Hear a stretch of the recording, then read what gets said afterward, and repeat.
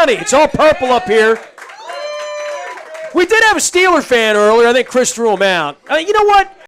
We didn't throw him out.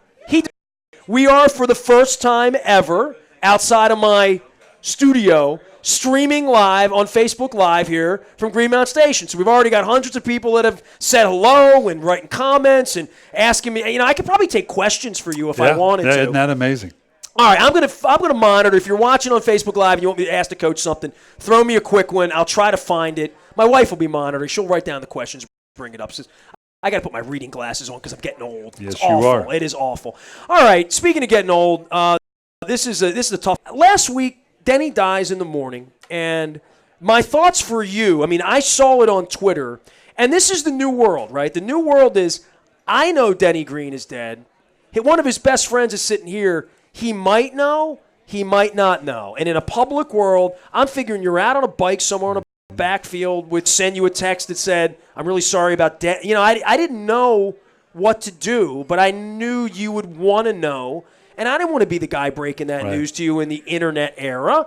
But I knew about it, and I froze. I started to type you a text 3 different times, and I thought, I don't want to be the guy.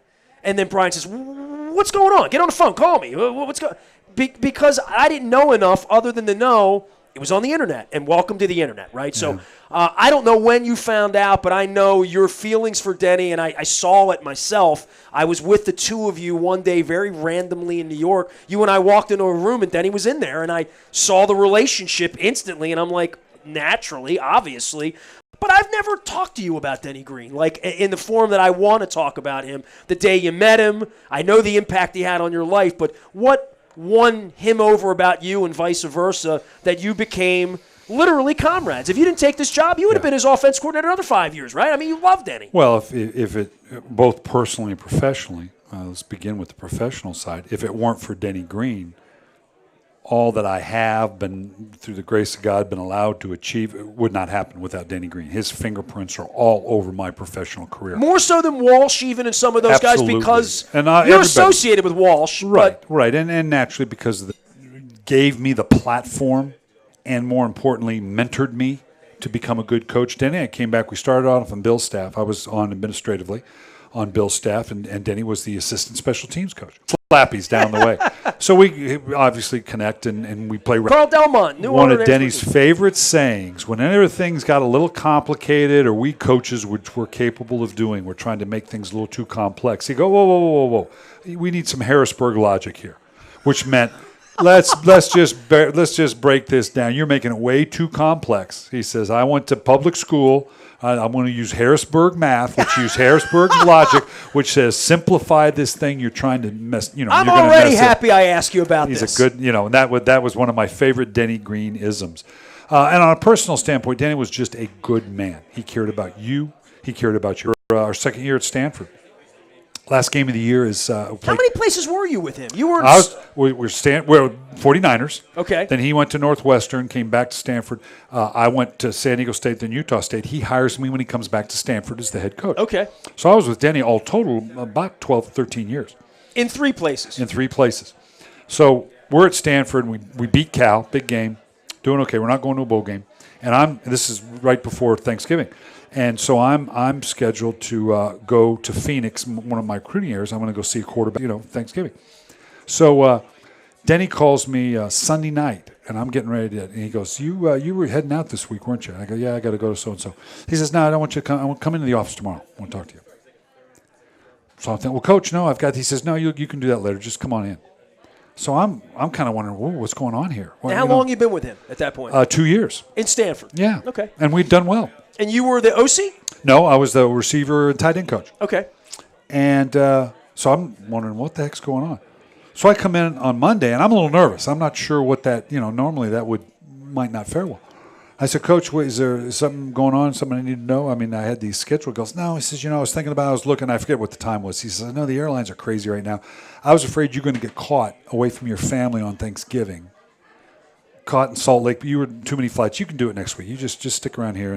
Because he didn't want me to be away from my family on Thanksgiving. He had obviously seen planes, trains, and automobiles. Yeah, right. Or flown Delta or Southwest the last couple weeks. So, But that's the kind of guy, Denny. He genuinely, this wasn't a calculated, I read in a business manual, I need to do this for. He genuinely, no, you're going to be, and I had just had a new little baby. Oh, all right. So and that's the kind of guy he was. It was, no, you're going to get caught away from your family on Thanksgiving. I don't want that to happen. That's the kind of guy he was. Tell me about him bringing you to Minnesota and you getting an NFL job. Because I've talked to John Harbaugh at length, and especially when I did the book on John. John never thought he was going to coach in the NFL. He loved college ball. He was a college ball coach. He loved being Dad was a college coach. He was Cincinnati. He was. Yeah, my brother played in the league. It's all money up. John would have been really happy on the pathway of never being. And been a very good college coach. The college game needs guys like John Harbaugh. It really does. Well, it's got his brother now, so. Yeah, there you go. Who's revolutionizing yeah, well, we'll see. Well, they might want to make that trade. They've already got one Harbaugh there. Yeah. But, where were you in that? Was it always for you to be in the NFL at that point in your life? I coveted going, it's the ultimate in your profession, so you always covet that. Although I'd have been happy to have been a college coach. I love coaching college ball. We're at Stanford. We have a good 3-year run. We end up going to a bowl game. And I remember like yesterday, Denny, we went to the college coaches convention, rumored that he's going to get the Minnesota Viking job. We're on the plane back together from Dallas. And he said, Brian, this isn't going to happen Which this is year. 95, 6 in that range? This was 96. 96, okay. Oh, wait a minute. No. What am I saying? This is 92. 92. 92. You were in Minnesota 7 years. Yeah. Okay. 8 years. 8 years. And so that's what happens when I do a show without the internet. So reading classes. Harrisburg math. We need to go back to Harrisburg. Yeah, Harrisburg math. 92. All right. Well, I want to interview for my last year. My receiver, I'm down. You're going, run this, run that. Coaches do it all the time. It was helping all of that and what someone means to you that gives you your opportunity in the world. Spend the night with him. Locker room, and then he comes. I know you're trying. Everybody keeps saying, can't. And the first and last time.